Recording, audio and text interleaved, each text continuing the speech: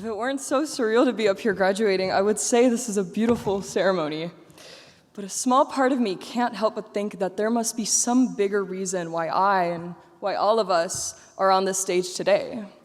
Because looking out at everybody's still slightly sunburned faces from our last day of school on Friday, I can't help but think of all these other memories that we have together, huddled together on the bleachers as it rained over our first homecoming football game at Palmer Trinity, returning to Warrior Week our junior year, running the decathlon and getting caked in the mud that was fresh from all the mountain rain that week.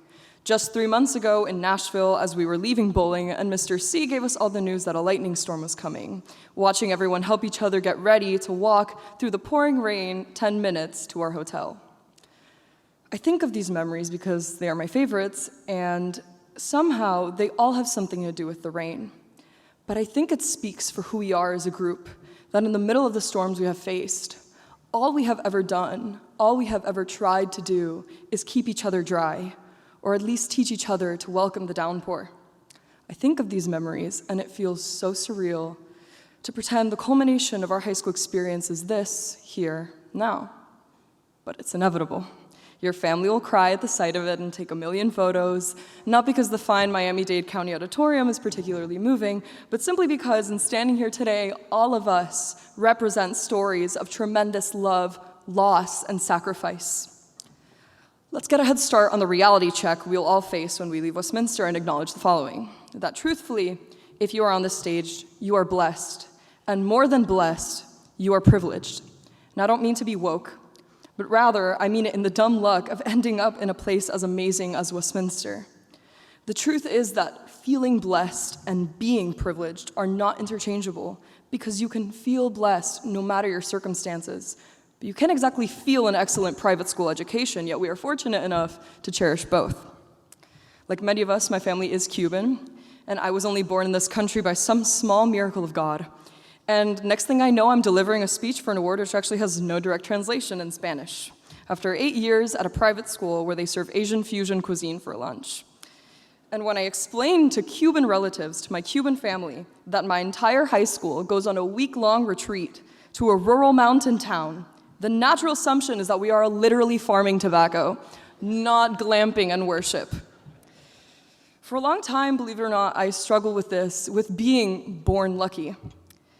But growing up with the opportunities we've had here at Westminster to serve our community and beyond as a class, and the teachers that have helped me revolutionize my worldview, have led me to a conclusion, and it is this: that to feel guilty for a privilege is to reject it and let it die with you.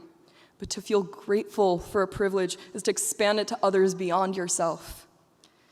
But this is the last time this combination of people will ever be gathered together.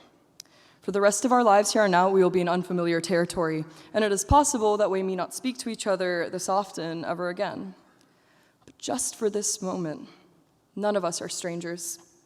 156 people, to be exact, for a relatively short period of time, God gifted each other. And though it may be the last time we gather like this, it remains true that we all have, if I do the math, at least 155 other people who have shared an experience with us, which is to say, you are never alone. You will never be alone, because what is life other than having shared an experience with other people? I wouldn't know this to be true if it weren't for the incredible friends and mentors I've gained from Westminster, from Miss North, who taught me what it's like to feel someone has real, unwavering faith in you, to Miss Sharp, who showed me how to keep my head high when things get rough, and that authenticity is the most important thing of all, to Mr. Reed, who for weeks I've been waiting to say something that I could organically actually quote in this speech, and he finally did last week, and he said this, that wherever you go, there are friends that are waiting to meet you, which is pretty good. And also very true for himself as he leaves Westminster this year. Mr. Reed, you are the reason I believe people are good. Thank you to my parents, who in addition to loving me, have invested in me so profoundly. Mami, Papi, my highest honor today is being able to stand here today, your daughter. And to my grandma, who's in the audience today and hasn't understood a word of this entire ceremony, let alone salutatorian. Abuela, te lo debo todo y te amo. And lastly, to the class of 23. I want...